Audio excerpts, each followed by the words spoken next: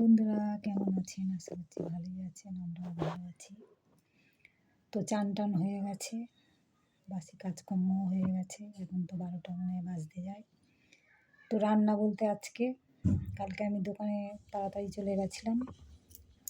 তো আমার ননদ ওই নন্দীগ্রামে শ্বশুরবাড়ি গেছিলো। ধান চাল ওদের অনেকটা ওখানে চাষ হয় আর কি, সেই হয়তো কোনো কারণে দরকারে গেছিলো। তো খাম আলু, মানে যেটা আমাদের কলকাতার দিকে বলে চুবড়ি আলু, যেহেতু গোল আলুগুলো এই জন্য চুবড়ি আলু বলি। তো এদিকে খাম আলু বলে হলদিয়ার দিকে।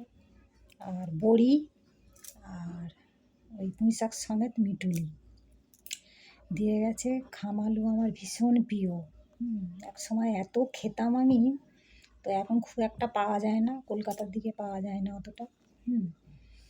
ভুল ভবিষ্যৎ পাওয়া যায় তখন কিনে আনতো, মাছ দিয়ে ঝোল করতাম, জ্যান্ত মাছ দিয়ে জিরে আদা পেঁয়াজ বাটা দিয়ে দারুণ লাগতো, কাঁচা লঙ্কা চিড়ে। আমার তো হেভি লাগে। তো সেই মাছ দিয়ে আলু দিয়ে বড়ি দিয়ে ঝোল আর ফুলকপি আলুর তরকারি। আমি রান্না করছি না, মেয়েটা করছে রান্না। আমার চান টান হয়ে গেছে, আজকে গরম জলে চান করেছি, কেননা শীতকাল ভোর আমি প্রায় ঠান্ডা জলে চান করেছি। আর রাত্রিরে ঘুমানোর সময় দেখছি এই হাত টাতগুলো খুব যন্ত্রণা করছে, কেন বুঝতে পারছি না। পা হাত এগুলো যন্ত্রণা করছে। তো পা কুটতো, এখন দেখছি হঠাৎ এই নার্ভগুলো না যন্ত্রণা শুরু হয়েছে, কেন জানি না, হয়তো ঠান্ডা জলের জন্য।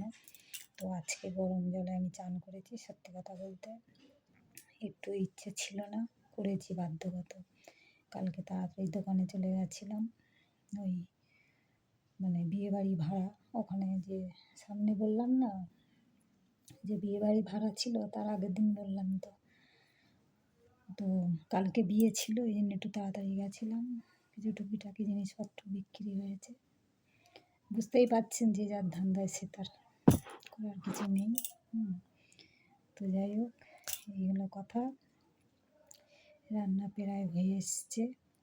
ওয়েদার ভীষণ বাজে, ভাবছিলাম শ্যাম্পু করব কয়েকদিনের মধ্যে। আবার সেই বলছিলাম আমার দিদিটা আসবে, দেখা করতে যাব কলকাতায়, যেতে হতে পারে।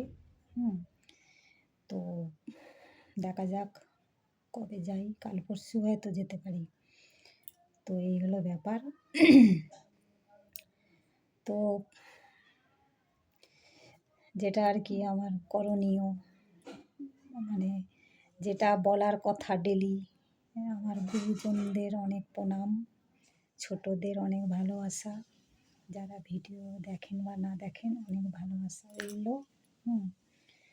তো আপনাদের নিশ্চয়ই কাজ এগিয়ে গেছে, রান্নাবান্না এগিয়ে গেছে। এ তো ডেলি আমাকে বলতেই হবে এই কথাটা, আর কি বলবো। তো যাই হোক, কয়েকটা জিনিসপত্র বিক্রি হয়েছে, মনটাও ভালো লাগে।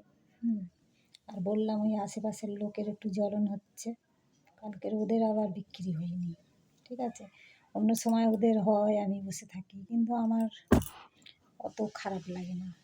দোকান মানেই 10 দিন বিক্রি হবে তো 20 দিন হবে না, এই হলো কথা। নিয়ে ভাবলে হবে না, ব্যবসা মানে, ঠিক আছে।